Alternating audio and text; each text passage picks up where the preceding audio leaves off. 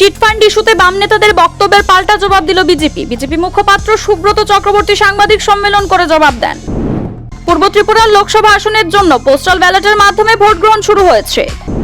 পুলিশের উপর আস্থা হারিয়ে বিশালগড় লক্ষ্মীবিল এলাকায় নেশা কারবারির বাড়িতে চড়াও হলেন এলাকাবাসী।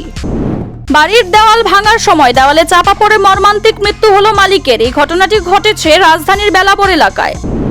পশ্চিম ত্রিপুরা লোকসভা আসনের নির্বাচনের কাজে গিয়ে আহত হন এক কর্মী। তাকে দেখতে হাসপাতালে ছুটে গেলেন পশ্চিম জেলার জেলা শাসক ডক্টর বিশাল কুমার। দীর্ঘ 1 বছরের বেশি সময় পর সাংবাদিক সম্মেলন দেখে বিএসএফ এর তরফে তাদের সাফল্যের খতিয়ান তুলে ধরা হলো। বাম নেতাদের হাতে খুন হওয়া কংগ্রেস কর্মীদের শহীদ বেদি এখন পরিত্যক্ত, এতে মালা দেওয়ার কেউ নেই, কল্যাণপুরে নির্বাচনী জনসভায় গিয়ে বললেন রাজীব ভট্টাচার্য। বিশালগড়ের বৈশাখী মেলায় অংশগ্রহণকারী ব্যবসায়ীদের কাছ থেকে নেওয়া হবে না কোনো ধরনের ভাড়া। মেলা কমিটির তরফে এই কথা জানানো হয়েছে। প্রথম সমাজতান্ত্রিক রাষ্ট্র সোভিয়েত ইউনিয়নের প্রতিষ্ঠাতা লেনিনের 155তম জন্মদিবস পালন সিপিআইএম দলের ত্রিপুরা রাজ্য কমিটি।